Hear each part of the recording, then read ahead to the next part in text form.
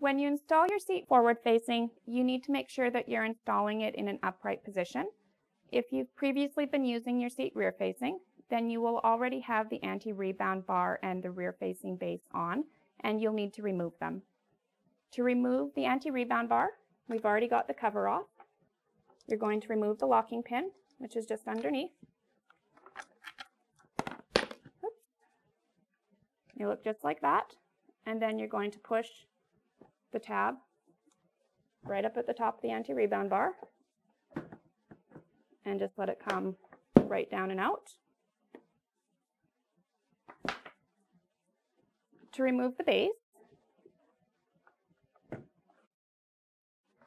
you're going to pull down on this piece of plastic right down here, and you're going to push the base down towards the floor, and that will release the base right off of there.